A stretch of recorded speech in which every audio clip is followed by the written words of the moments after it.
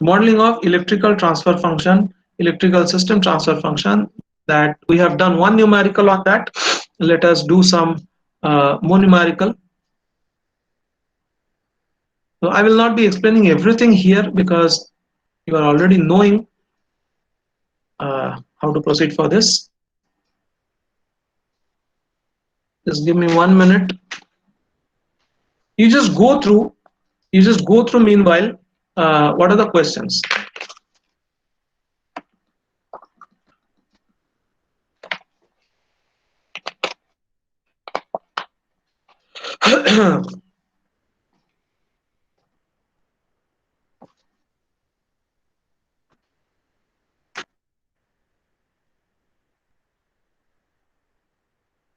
Okay, so this is a handwritten note I have prepared as per GIT syllabus. So first question, there's the first chapter. So what I asked you was prepare the difference between open loop and closed loop system. Can anybody just confirm whether it is visible and I'm audible or not? Can anybody please confirm whether my slide is visible and whether it is audible? Anybody please confirm?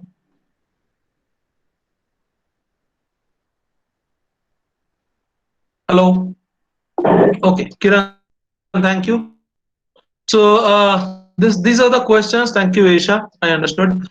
So see, the chapters don't finish. Okay, I have finished something, but repeatedly I will keep on come back to first chapter, second chapter, and all, because I told you that I always keep on correlating, and that's why the students who are living in between and those who are not regular, they will be finding my lecture or all these lecture sessions difficult, because I always try to correlate all the things. So again, I have come back to module number 1, prepare differences between open loop and closed loop control system. Today only in this session, we will see one slide. There I will show you what all are the differences. So I'll upload it shortly from the book of Ganesh Rao. So you will find some differences, or you can just go to Google and you can find out the difference between open loop system, closed loop system. So in all the books that I have uploaded, there also you can search in a table format. You will find, so left side this is open loop system, right side is closed loop system. At least 10 points you should prepare. So in the exam they ask you this question as a 5 marks question. If they're asking 5 marks question, because it's a very easy difference, write 10 points. Small you write, but write 10 points, and one of the points should be block diagram. A small block diagram of open loop system, that is RS, controller, plant, output, that is open loop system. And closed loop system, RS, controller, plant, then there is a feedback element and it is coming back to the input. Okay, so this block diagram you should end with, and you should write some examples or applications. So these two are the things I'm adding, and I will check in the exam whether you are writing or not. So one point will be the block diagram of open loop system, closed loop system. Another point will be of open loop system and closed loop system. Then prepare the difference between feed forward control and feedback control. Okay, so 6 to 8 points you have to prepare. So check my notes, and on your way you can find out, or just go through Wikipedia or anything. See my notes, enough have been written. So I have given very good hand prepared notes of feed forward, feedback control. Please see my writing. Okay, many things have been written. I have written in my way. Please go through that. Okay, so all these notes are updated in Google Classroom afterward. So during I was teaching, I did not upload it, but afterward I have uploaded. Please go through that. Requirement of a good control system. This is another question, okay, which is very important. So a good control system. So now we have done almost 2 chapters. We know what is closed loop system. We know what is the effect of gain on the system stability. So now we know what is time constant. We know what is meant by system speed.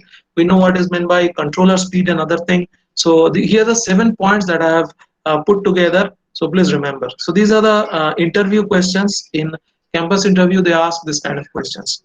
So what is the requirement, or what are the characteristic features or standard features of a good control system? Higher controlling accuracy. Okay, that means whatever, if I'm asking the controller to set the temperature at 23 degrees centigrade, that means output will be set at 23 degrees centigrade. It should not happen that I'm asking the controller to set it to 23 degrees centigrade and making the output voltage stable at 25 degree centigrade. It should not happen. Okay, so that is called control accuracy. Whatever is the set point, the controller should set the process exactly at that value. That is actually controlling accuracy. Sensitivity. Sensitivity is nothing but gain, output by input.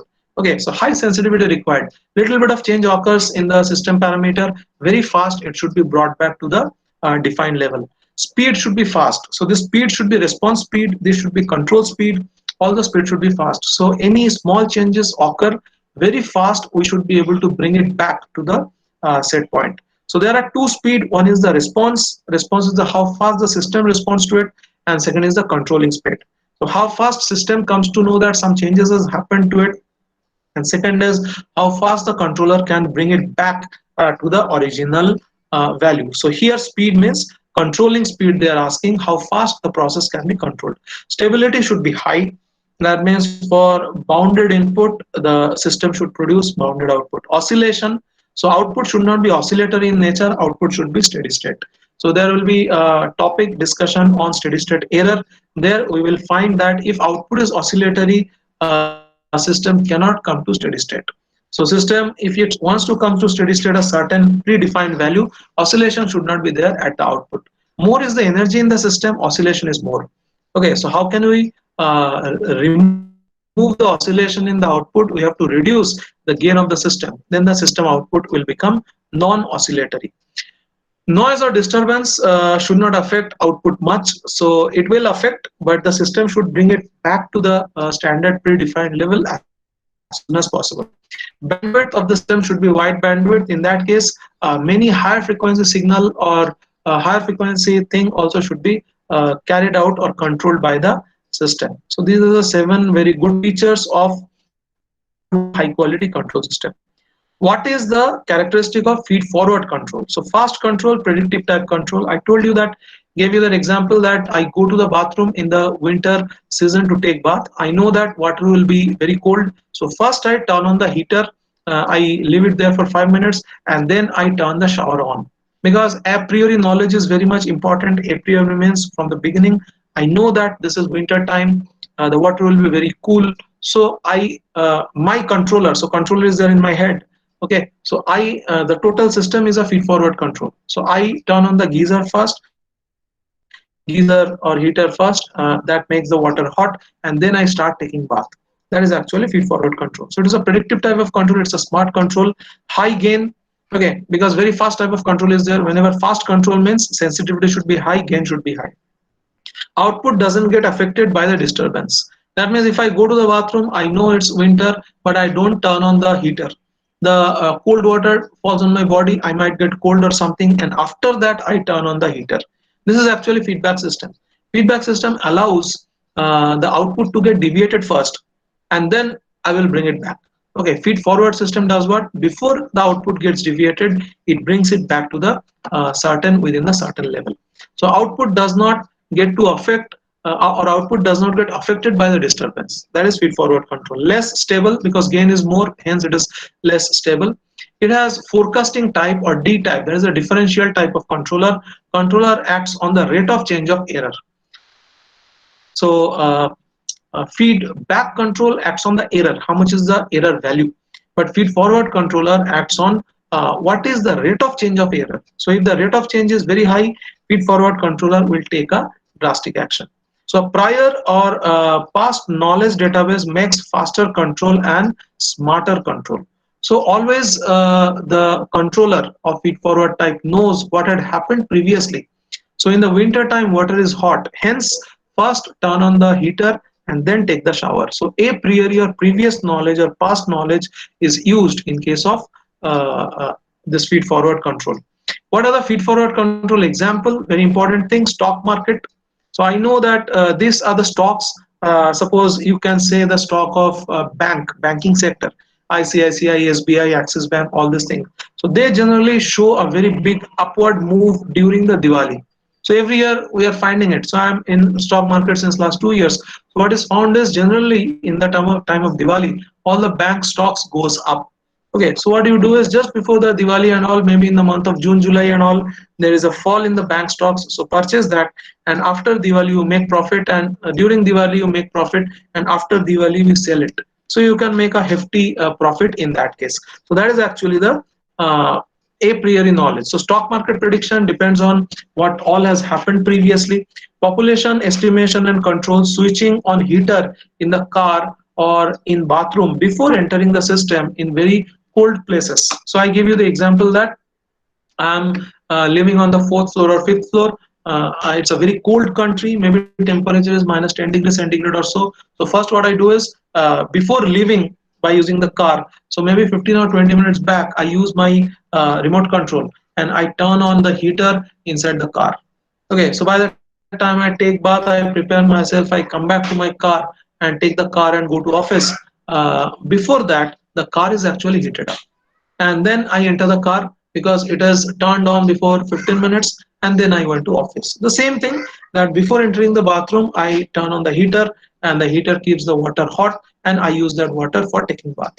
So keeping the car AC on 10 minutes before entering the car in hot weather. Okay, so keeping the car AC 10 minutes before entering the car in hot weather. So whatever happens in case of heater in cool weather, the same thing happens for AC in hot weather. Okay, so same thing we are doing. Feedback control characteristic. So that was feed forward controller. Now it is feedback control characteristic. It is stable, but it is slow. Output is affected fast and then deviates, and the set point, and then the few control loops, it comes back to the set point at the output. That means first the controller allows the output to deviate. This is actually feedback control characteristic we are doing. The feedback control is more stable because the gain is less, because negative feedback is actually reducing the gain. It is stable, it is slow.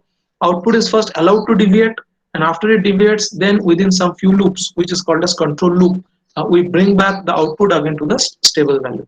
Disturbances affect output to deviate. So sudden disturbance actually affects the output, and output gets deviated. Controller then brings it back to proper value. So very primitive controller. So feedback controller is very primitive type of controller. It is not very smart. Okay, it is slow, but it is traditional controller. Okay, so negative feedback reduces system gain and increases the stability. So here I have given two cases for closed loop system. I have taken the value of GS, HS, and all those things. So what I'm finding is in this case, feedback control actually is decreasing the gain, increasing the stability. Negative feedback and positive feedback actually is increasing the gain and reducing the stability. So the same numerical is also given for your class as well. Okay, now let us see the thing. So 10 minutes of initial discussion, it is over. Now what we are going to say is this one numerical only we will see, and other numericals are also in the same line. So exactly one numerical of this thing we have done in the class as well. So I give almost 1 hour to explain this thing. What is this? This is a system, and here input I am giving as V1, output I am getting as V2, and I am asking you to find out the transfer function between V2s by V1s. So follow the same path. What I am finding is this 2 Henry and half farad. Actually, this 2H is becoming 2S because this is in Laplace domain. So there's your first job. Half farad. Half farad can be 1 upon CS. Okay, so whenever there is C, that has to be converted into Laplace domain. So that is our first job. Whenever C is there, write down as 1 by CS. So 1 by half into S. So 2 becomes at the numerator. So this becomes 2 by S. This 2H, 2 Henry becomes 2S. Likewise, this is half farad. Again, this becomes 2 by S. And this half farad again becomes, this becomes 2 by S. So it's a 3 capacitor, 1 inductor circuit. So there are 4 energy storing element. In that case, you will be finding that transfer function will be having S raised to 4. Okay, so there are 4 energy storing element. There is no resistance here. So you will be finding eventually that transfer function will be having denominator polynomial with S raised to 4. If it is not coming, then you have made some mistake. So we will see that. Okay, one more trick. These two things. So these two things are in parallel. So make it one impedance. What is that? 2s into 2 by s divided by 2s plus 2 by s. Sometimes what happens is in this output arm, two components are given in series. So it may be R plus half farad. So in this case, this will become R plus 2 by s. So I give you a resistance of 3 ohm here. So in that case, you have to write this impedance as 3 plus 2 by s. Okay, that is a more smart way of doing it. And you can call it Z2. Okay, so don't leave R and capacitor separate. Okay, so if there are two components in series or maybe two components in parallel, combine them and make one impedance. So likewise, this 2s and 2 by s I have put into one impedance and I have made it as 2s divided by s square plus 1. So now there are 3 components. First is 2 by s, second one component is 2s by s square plus 1, and third component is 2 by s. And now I'm going to write down all the equations. So you have to remember the circuit. You can see that step by step I have put the circuit here. Now there are 3 loops. So this is the first loop, loop 1, this is the second loop, and this is the third loop. And what we did was everything, all the currents, all the voltages, so I1, I2, I3, V1, V2, V3, everything we represented in terms of V2s. What we are supposed to actually find out is V2s divided by V1s. So this is a very big numerical. You have to start from the right side. You are finding that this voltage is actually called as V2s, and V2s is equal to I3s into 2 by s. So I am finding that this is I3s and this is coming here. So actually this is 2 loop circuit. This is not a 3 loop circuit. You can find here, this is the first loop and this is the second loop. That's right. So this is the first loop I1s, and this is the second loop which is called as I3s likewise. So here I have taken that first loop is giving some current, and there's a second loop I have taken the current as I3s. So how much is V2s? V2s is I3s into 2 by s. So this is what I have written here. So V2s is equal to I3s into 2 by s. So you have represented I3, that means this current. This current you have represented in terms of V2. So S I have removed. So everything, all the currents, so I1, I3, V1, V2, everything I have to represent in terms of V2 only. So finally what I'll get is V1 is equal to some equation in terms of I1, but that I1 again represented in terms of V2. So that is, you have to start from the right side and slowly you have to come back to the input side by representing all the parameters in terms of V2. So first thing what I have done is I have written V2s is equal to I3s into 2 by s. So voltage is equal to current into impedance. So impedance is 2 by s, current is I3s. So from here I have represented I3 is equal to s by 2 into V2. Processes are similar in all the numericals. So understand the process. Don't go only for the numerical. Okay. Next is KVL. So in KVL, what I can write is this VXS. This is the only thing what we have to understand. This VXS. How much is this VXS? I1 minus I3 into 2 by s. Okay. So this is what is written. VXS is equal to 2 by s into I1 minus I3. So this is the current flowing through this I1 minus I3, and this is the impedance 2 by s. So I1 minus I3 into 2 by s is the VXS. And you are finding that this VXS is nothing but the voltage drop across this component plus voltage drop across this component. Because this 2 impedances are coming in parallel with this 2 by s. Because this is another path. This is another path. So series component of this impedance plus this impedance. So these 2 impedance, whatever voltage they are having, that is actually equal to VXS. So the same thing will be written here. You can check. So I will reduce it to some lower value. So I will make it as around 64 and like this. Okay, so you'll find it eventually. So this will become 650 and like this. Okay. So now you can find here. I have written this notice 2 by s impedance with the current. So this is what I have written VXS. So this VXS is equal to 2 by s, that is 2 by s into I1 minus I3 is equal to 2s divided by s square plus 1, that means this one, plus 2 by s like this into I3. So this line is the most difficult line what students find. Okay, so if you understand this line, everything is done. That is, this voltage, that means voltage across this component is equal to the total voltage of these two, because these 2 components. So don't look at this V2, don't look at this V2.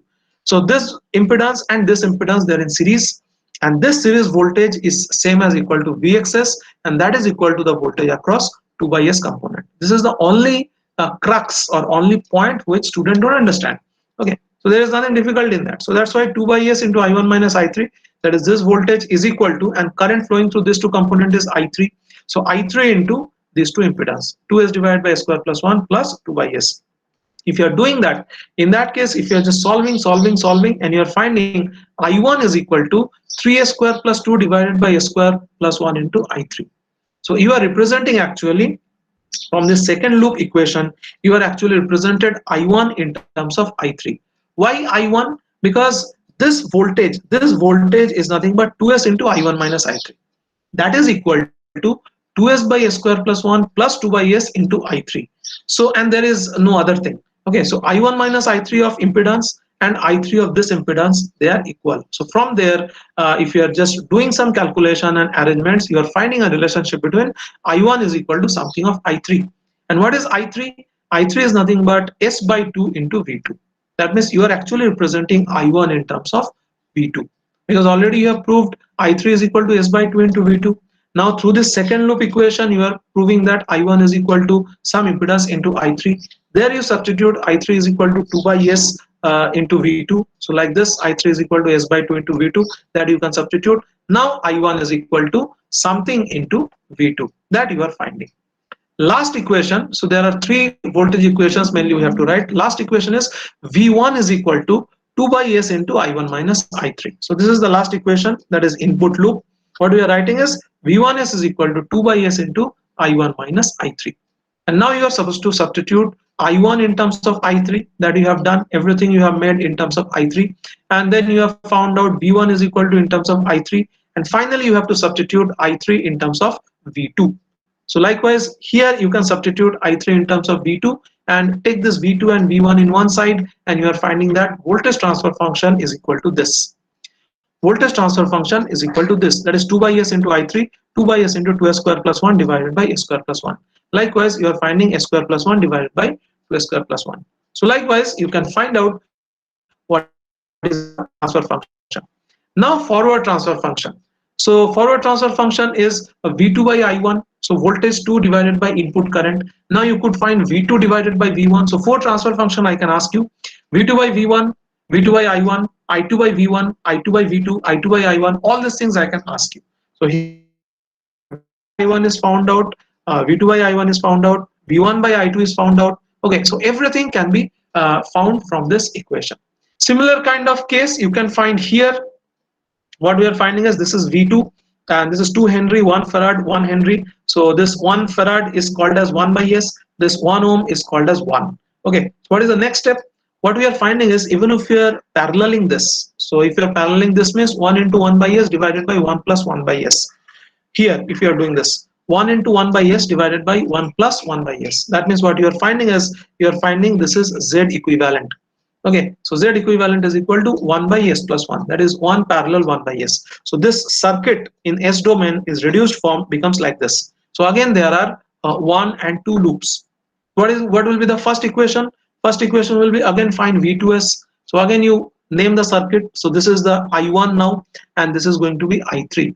Okay, so first you represent I3 in terms of V2 and then you represent I1 in terms of V2, and finally you have to write the equation of V1S. So V1S is equal to I1 into this resistance plus 1 by S into I1 minus I3. And from this second loop equation you have represented in terms of I1 in terms of I3. So here from the first loop V1 is represented in terms of I1 and I3. Substitute I1 as I3, so V1 will be represented in the terms of I3, and first you are proving that I3 is equal to V2 into S plus 1. So if you are doing that, again you will be able to find out what is the relationship between V1 and V2. So all these numericals will be given to you, and for every numerical step is same. So finally what you are finding is just check V1 in terms of I3, and after that substitute I3 in terms of V2. So finally what we are finding is V2 by V1 0.5 divided by S cube plus 2S square plus 2S plus 1. So find out what is the characteristic equation. Characteristic equation is S cube plus 2S square plus 2S plus 1 is equal to 0. Now just check how many energy storing elements are there in this circuit. So there is one capacitor, there is one inductor, there is one capacitor. So there are three energy storing elements, and what you are finding is V2 divided by V1, and V2 divided by V1 also you are finding as you can find here V2 by V1, this is S cube plus 2S square plus 2S plus 1. That means there are three energy storing elements. So there are two capacitors, one inductance, three energy storing element, and here also you are finding there are three energy storing element. That means whatever modeling we have done, this is correct. So here there is another system. I think exactly similar kind of system we have solved. Please see to this. I will come in 2 minutes time. Okay, so this is another system in the same line. Please look at this, how to solve. This is the same line. Okay, please see to this. I'll come in 2 minutes time.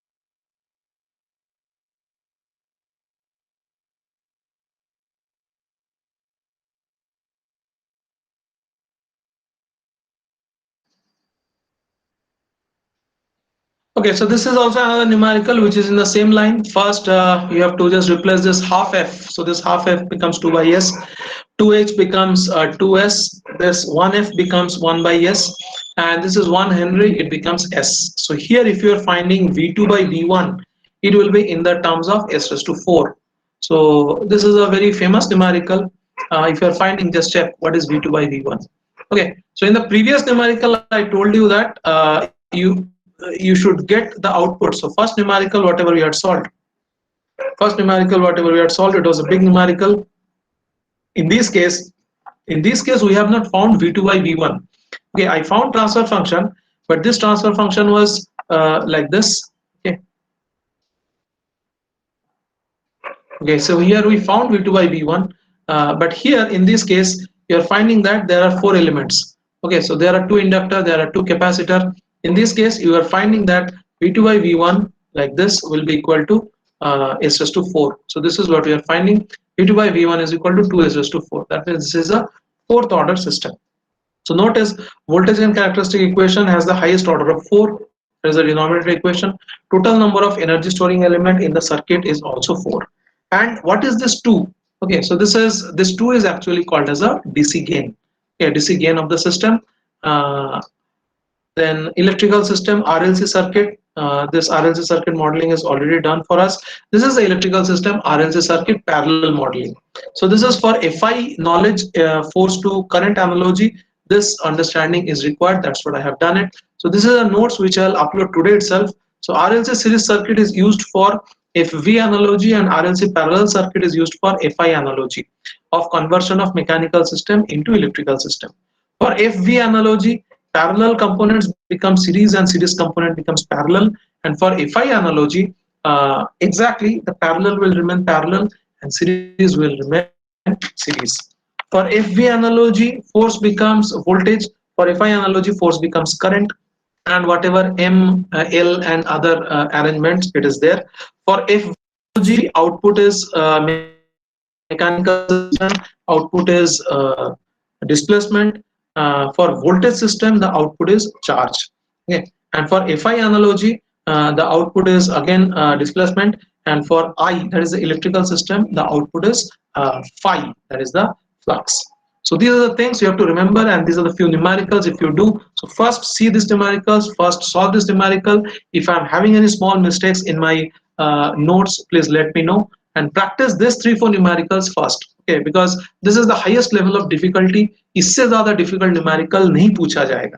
Okay, so this electrical systems you do it, and I will now go for other systems. That is now we are entering the most difficult domain, and this is from the book of Ganesh Rao, and we are going to see some more difficult numericals. So let me launch it, and another half an hour time is remaining. So we are going to solve some higher domain numericals.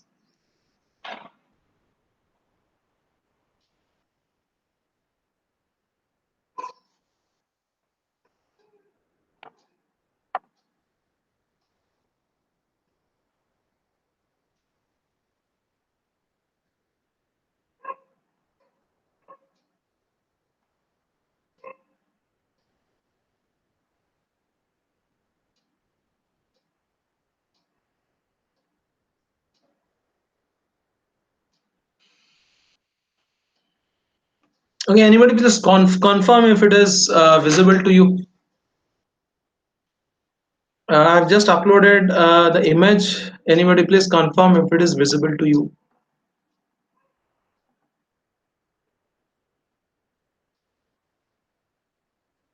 Hello. Yes, sir.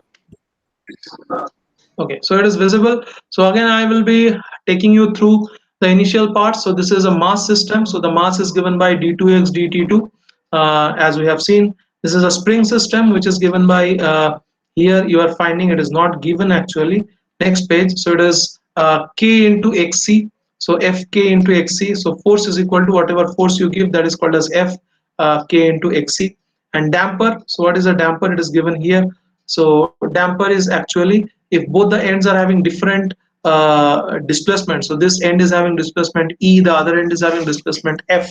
So this will be called as dxc dt minus dxf dt into n. So this is fb is equal to b. This is the displacement, and this n is in Newton.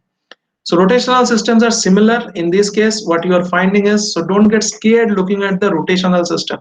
So whatever is F, that becomes T here. Whatever is mass, that becomes J here. J is nothing but the moment of inertia, kg meter square. Okay, so we know this is mass into radius square. So m into r square, half m into r square. So whatever was the mass, it will become J. Whatever was the x, that will become theta here. So this is the rotational mass. That is what is the torque produced by this. So whatever was the force in case of mechanical system, that is torque in case of rotational mechanical system. So actually there are four systems: linear mechanical system, rotational mechanical system, FV system, and FI system. I can give you any of these four, and I will ask you to convert it into the other three systems. That is possible. Okay, second one is moment of, so this was the first system. Second one is stiffness. So this is called as rotational spring. I told you that whenever a rod is there, so rod of the fan which is connected from the ceiling and the fan is rotating, in that there is a shear kind of a force. Okay, there is a shear kind of a force on that rod, and that can be taken as a spring action. So both ends of the spring, so this end is having rotational displacement as C, and this end is having rotational displacement as D. In that case, how much will be the torque in the both ends of the spring? So it will be called as K, rotational spring constant, multiplied by theta C minus theta D.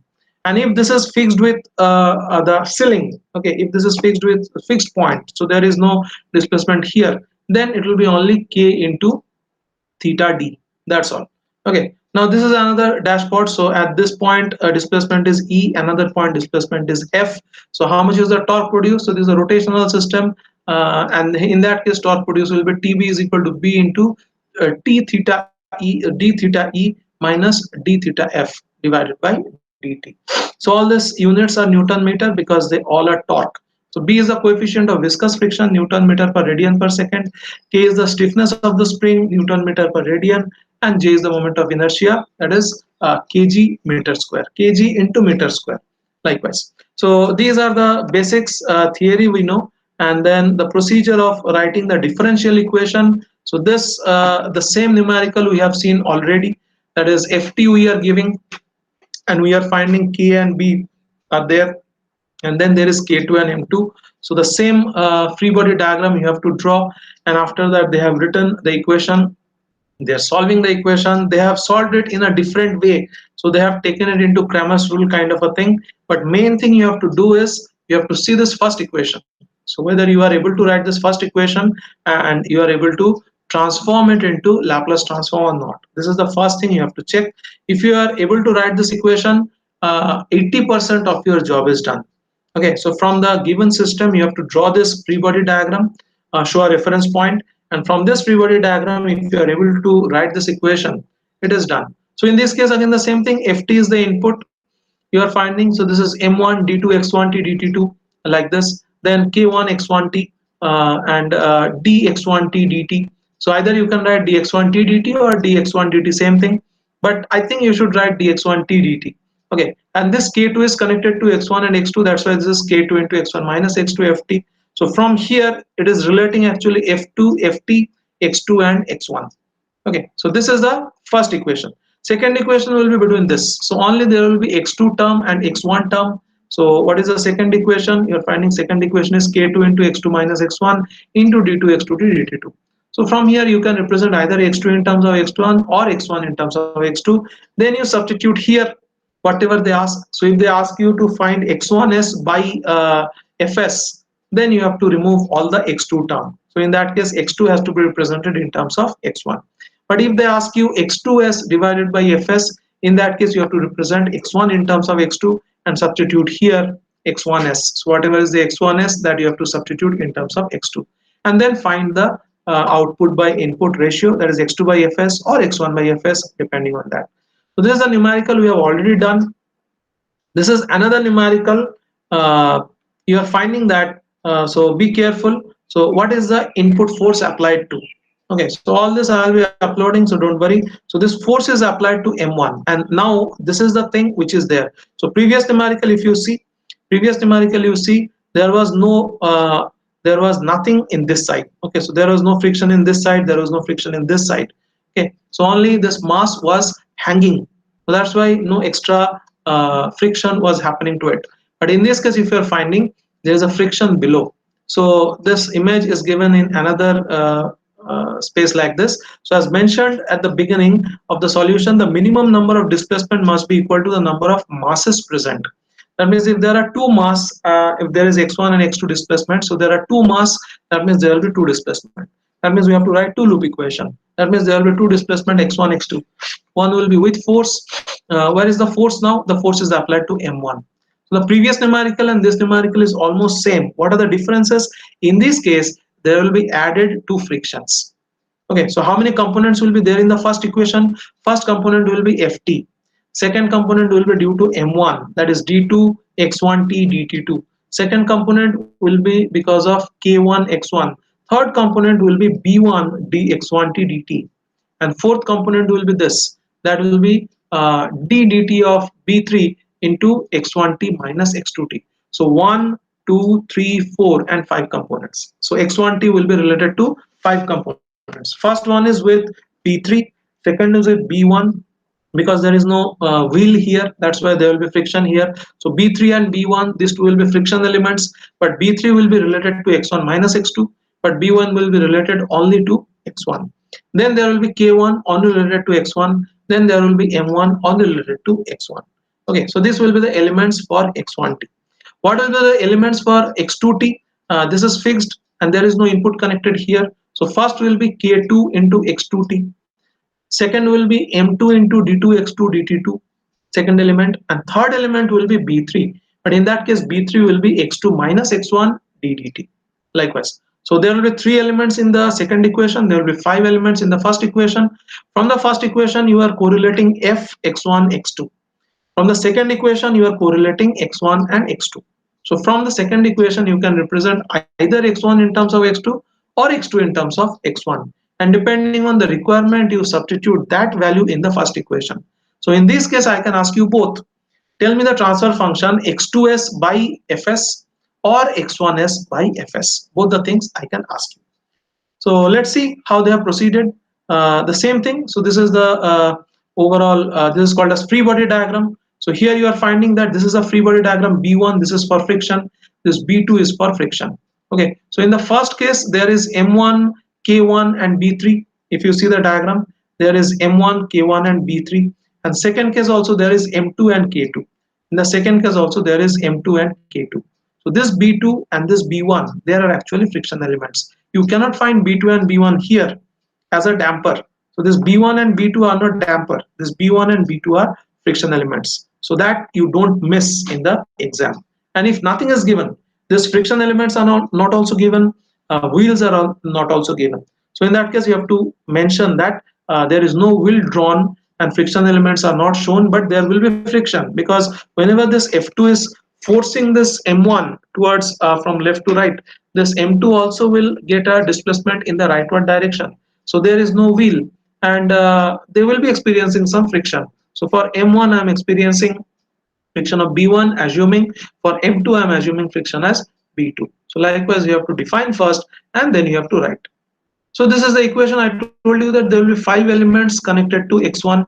So first one is ft, second one is this one, that is m1 d2 x1t dt2. Third one will be d1, this one b1 dx1t dt. Fourth one will be k1 x1, that is for this, and there is a common factor, that is b3 is between x1 and x2. So this will be written as b3 d dt of x1 minus x2, because you are writing equation for the first node x1. Hence you are here you have to write dx1 minus dx2. These things are actually very easy and same kind of numerical. It looks very big, but writing this equation is all that you have to do, and it is very easy. There is no rocket science here. And then you have to take the Laplace transform. Wherever there is a d2x dt2, there you write s square. Wherever there is differentiation, write s, and you can find the equation between fs, x1s and x2s. Now compartmentalize, categorize. So fs, something of x1s plus something of x2s. What will be the second equation? There will be four elements. So you just see there will be four elements. This m2 will be with s square, k2 will be with x2s, b2 will be with s x2s, and this B3 will be x2s minus x1s d. Okay, like this. So you are finding that there is a second equation, m2 d2 x2 t dt2 k2 x2. There is no input here, it is 0. B3 is nothing but the link between second and first. So this is the B3 and this is B2. Now if you are solving it, you will be getting a relationship between x2s and x1s, and depending on that you substitute in the first equation. If they are asking that x1s by fs, you find out. So from here you have to substitute x2s is equal to something of x1s. It will be big, but it is possible. Don't get scared, have the courage to proceed and do the calculation. So I'm asking you to do all this calculation not by this way, not by this Cramer's rule or something. You do by my method. Okay, so from this equation you just find out this b3s x1s is equal to x2s into this big thing. So now from here you write down x1s is equal to m2s square plus b2s plus b3s plus k2 divided by b3s into x2. Now in the first equation substitute x1s is equal to this big thing into x2s. Then take all the x2 together. If f is there, so x2 by f equation, you find out it will be a big transfer function, but let it be big because 10 marks will not be given to you for free. Okay, so represent that and you can find out what is going to be the transfer function. So this is the way you are leaving it like delta. No, we are not expecting delta, we expecting a big equation. Likewise, so these were two numerical on translational system. One we had already seen. Now this is a rotational system. Just check that. So whatever is this K2, K2 is same as K spring. Whatever is this theta2, this is same as X2. Whatever is this J2, this is same as M2. Whatever is this K1, this is same as spring K1. And whatever is theta1, this is same as X1. What is this J1? This is same as M1. And whatever is this TT, this is nothing but FT. Okay, so this exactly is the same. Only thing is here the movement is rotationary. Okay, and generally in the left side we show fixed thing, the right side we give the input. Here it is reverse. It doesn't matter. Okay, right side we have fixed it, and left side we have kept the input. So in case of FT, either pull or push, we have shown a rotatory motion. So what will be the first equation? So first equation will be with respect to theta t. Okay, theta1. And how many elements will be there? First element will be the input tt. Second element will be because of j1, so it will be j1 d2 theta1 t dt2. Okay, and plus it will be k1 into theta1 t minus theta2 t. That's it. So there will be three components. One here, that is k1. One is because of this j1. Another will be tt. So what will be the first element? Tt is equal to j1 d2 theta1 t dt2 plus k1 into theta1 t minus theta2 t. Check what it is. Now this is the thing. So j1 d2 theta1 t dt2 plus k1 theta minus theta2 is equal to tt. So now you can have this free body diagram first. So this is the tt, this is the j1t, that is the inertia, and with that k1 is common link between. So k1 is the common link between j1 and j2. So j1 and j2 are the mass and mr square. Okay, so mass and radius square. So that is j1 and j2 like this. And with respect to j2, k2 is also connected. So k2 is another spring. So there are three elements in the second equation and there are three elements in the first equation. So in the first equation input is there, second equation input is not there. So second equation will be j2 d theta 2 dt2 plus k2 into theta 2 plus k1 into theta 2 minus theta 1. So you can check here. This is the second equation, that is j2 d theta 2 dt2 plus k2 theta 2 plus k1 theta 2 minus theta 1. So you can take its Laplace transform, and from here you can represent theta 1 in terms of theta 2 or theta 2 in terms of theta 1. And this is the first equation. First equation is having extra a part which is called tt, that will be actually called as ts, and there is theta 1 part and there is theta 2 part. So this kind of separation you have to do. So ts is equal to something of theta 2 plus something of theta 1, and from the second equation what you are finding is theta 1 is equal to something of theta 2 or theta 2 is equal to something of theta 1. Substitute that in first equation and you can find out the relationship between theta 1s divided by ts or theta 2s divided by ts. So all this numerical you do in your way. Whatever is found here, let it be. Whatever is found here, after this you have to apply my method. that is theta 1 in terms of theta 2 you write down, and then that theta 1 you substitute in the first equation and find out the relationship between theta 1 is by Ts. So see all the numericals that I have done in case of electrical systems or mechanical systems also I will give you. So use those things and proceed. This is a unique numerical. So two of the unique numericals we will do now, and we will stop this session. So there will be some more numericals remaining. So one more hour I will give on solving mechanical, electromechanical system modeling. Okay, so today we have done many of the mechanical system modeling. We have done electrical system modeling. Initially, we have discussed about feed-forward system, feedback system, and all those things. Few more little typical electromechanical system modeling we will leave, and one day we will do for that. So maybe that will be an extra session that will do. I'll upload. Obviously, this notes also I will upload. Okay, so please do that. What is this system? So this is an electromechanical system. This is the first thing you have to understand. So this is RL, and this is a kind of a generation of electricity. Okay, so generation of electricity from Faraday's law of electromagnetic induction. What is there? This is a mass center. This is a ferromagnetic mass, and this mass is connected with, this is the damper and this is the spring. Okay, so this is a MBK system. This is a MBK system. So mass is nothing but the ferromagnetic mass, and this is the MBK system parallel, all these things whichever is there, and this is XT. This is XT means there is a force somewhere. Okay, so MBK system means there is a force somewhere. So that is actually producing some kind of back EMF. So this ET we are giving, and there is a back EMF KB dx dt, where KB is the back EMF constant in Vm per second. Okay, so there is a displacement and there is a supply given, so there is a EMF produced in this system. So this is the overall system, how it is. Okay, so current flowing in this conductor is IT. So first what I'll do is, so this is a electrical system at the top, and there is a mechanical system at the bottom, and there is a EMF produced across this point. So whatever input you are giving, ET, okay, ET, so this is kind of a transformer action kind of a thing. Okay, so if you are giving this, there is a electricity produced. So it is written here. To begin with, let us consider only the electrical part of the system. What is the electrical part? ET I am giving input RL, and here there is a back EMF produced. Because of electromagnetic induction, Faraday's law, here a back EMF is produced, and this back EMF actually opposes the cause of its production. So what is the cause of its production? This current. This current is caused by what? This voltage ET. So this is actually the motor principle. You don't know about it, that's what I'm telling you. So current carrying conductor placed in a magnetic field, it experiences a mechanical force. That is actually motor principle. In this case, whatever ET I'm giving, that is inducing some kind of back EMF in this coil. And the property of this back EMF is it will oppose the cause of its production, which is nothing but IT, which is nothing but ET. So what will happen in these cases, whatever supply I am giving ET, that is actually R into IT plus L into DIT dt plus EBT.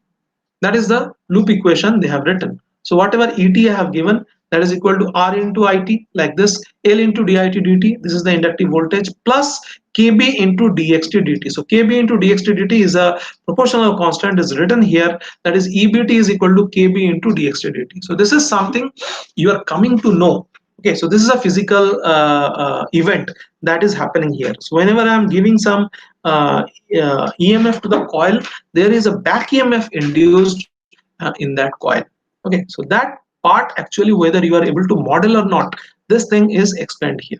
So EBT is equal to KB into dx dt, where KB is the back EMF constant in volt per meter per second.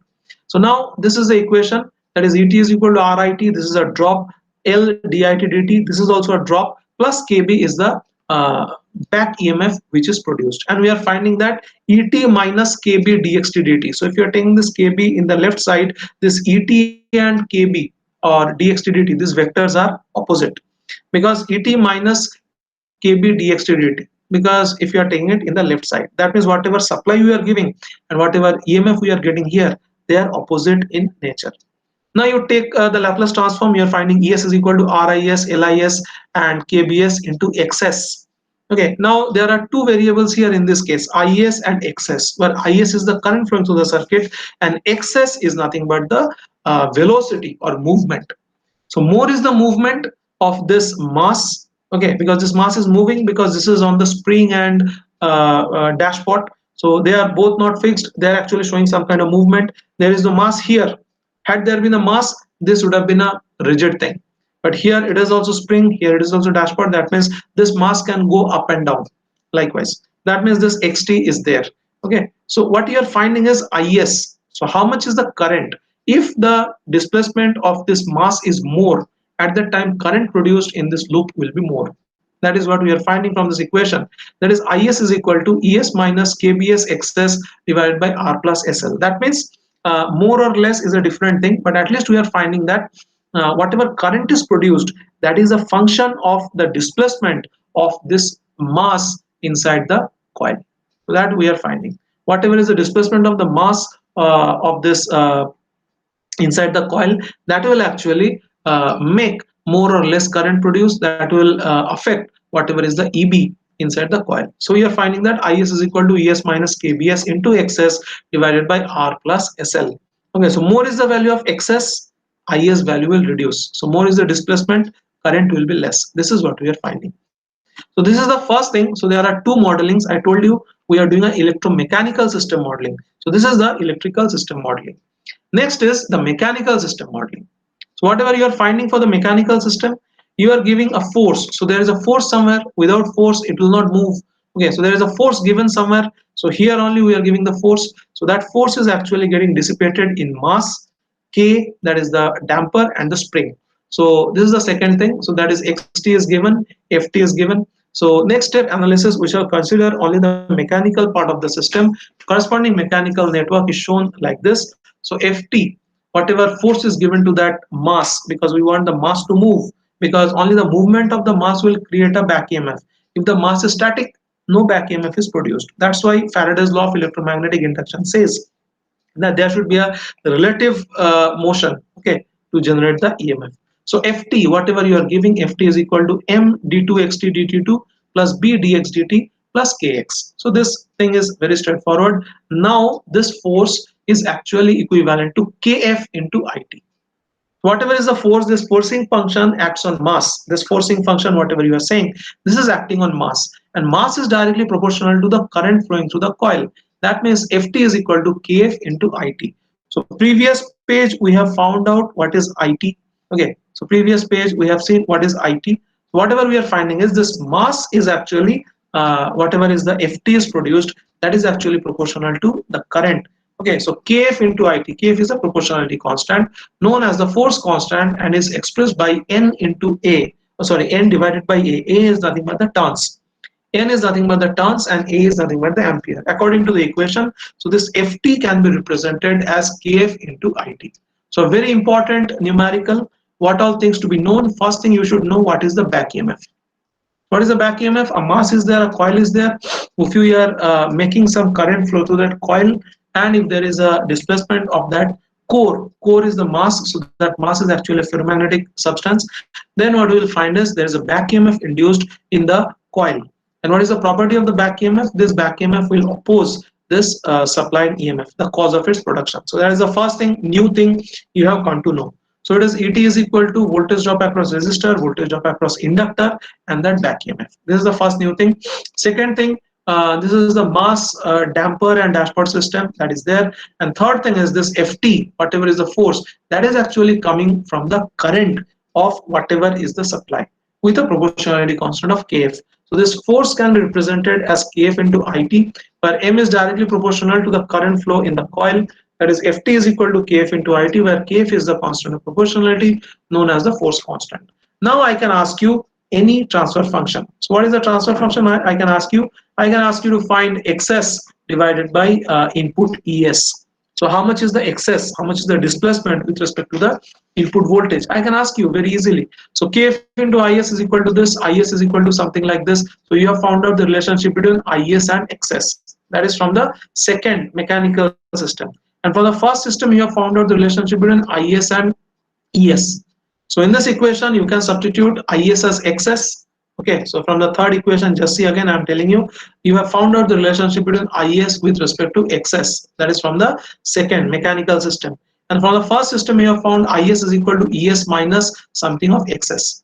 So here, if you substitute this Is as Xs, which is found in the third page of this numerical, or from the second mechanical system, you have related I and X. Just check here, you have related I and X. So now what you do is represent I in terms of X. So what will remain in this equation is nothing but ES and XS. Now if you see the system, whatever your ES, ET you are giving, and XT you are getting as the output. So now XS divided by ES can be the transfer function. So from the first loop, I'm relating ES, IS and XS. From the second loop, I'm relating IS and XS. So with this two combinations, I have to remove what is called as IS. And I have to find out what is the relationship between XS and ES. The numerical looks big, but it is not big. You can solve it within one page. So just give a try and find out this transfer function.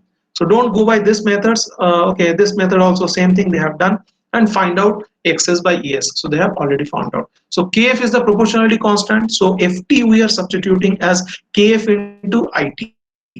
Okay, that is the only thing in the second part you have to know. And in the first part you have to know that whenever there is a movement of the mass, there is a back EMF produced in the coil. So there are two basic fundamentals. First one is the fundamental of back EMF, and second one is force is equal to KF into IT. That means if there is a change in the current and all these things, then there is generated a mechanical force, because that is actually the motor principle, or Fleming's left-hand rule. That was the thing. So this was another system. So this systems already we have seen. This is a they are now explaining what is the conversion. So this is a MBK system. This is a free body diagram. Now MBK system, how can it be converted to an electrical system? Now all these things we know, K is equal to 1 by L, B is equal to 1 by R. So there's a parallel system they are talking about. There's a FI system they are talking about. Okay, M is equal to C, VT is equal to ET, FT is equal to IT. All those things they are saying. Actually, they are not saying what is XS is equal to. Okay, so XT will be equal to phi t in this case. So VT is nothing but d phi t dt. ET is nothing but dit dt. Likewise. Okay, so there is a system, and there is the equivalent RLC network. So there is the FV conversion. For FV conversion, you know M is L, B is R, K is 1 by C, VT is IT, FT is ET, and all those things. So now from this page, what is the page number here? This is 42. Page number 42. They have started explaining what is the analogous system. That means FV and FI system. Likewise. So this system already we have done. Now what is the specific thing in this? So what is the difference in this system? Everything is same. You are finding FT you are giving here. This is X1, this is X2, this is M2, M1. Just see here, this is a B2. Okay, so there's a friction which is added here, and there is a B3 which is added here. So without this B2 and B3, so this B2 will be B2 into dx1t dt. That's all. So there will be a term coming which is called as B2 into dx1t dt. So there is a linear a friction that will get added here. So how many terms will be there in the first case? So first term is Ft is equal to one term for M, one term for B, one term for K, another term for B2. So four terms, and K2 will be the fifth term. So there will be B2, M1, Ft, K1, B1, and K2. So there will be six terms for M1. And how many terms for M2? That is X2. So there will be M2, B3, and K2. So there will be three terms. So six terms here. That is B, F, M, K, B2. Okay, so not fifth, five. There will be five terms: B1, F, T, this three, and this. So five terms for X1 and three terms for X2. So that is what you are finding. So you can find here. This is the free body diagram. So 1, 2, 3, 4, 5, 6. Okay, one term is common to all those things. So five terms here only related to X1, and one term is K2, that is X1 minus X2. So six terms: K2, M1, B1, FT, K1, and B2. So there will be six terms related to X1t, and related to X2t there will be M, K2, and B3. There will be three terms.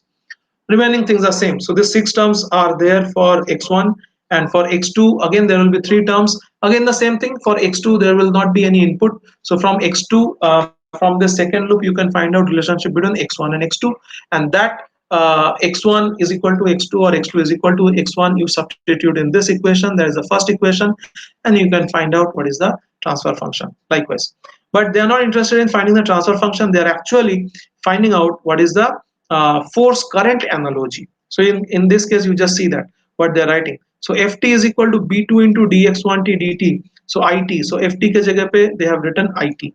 Okay. So first see force voltage equation. So Ft is Ft. bt is bet by v1, and all those things. So here this is actually the force current analogy they have directly written, and for that they have made this dx1 tt as dv. Okay, likewise. So these are the things we have already done, so it is not a difficult. So now it is the equivalent analogy, that is the force current analogy. So whatever parallel remains as parallel, whatever series remains as series, only that L2 I have made it K2, C2 I have made it M2, R3 I have made is 1 by B3. So all the things are repetitive, there is nothing different. Okay, so we will stop here up to this numerical.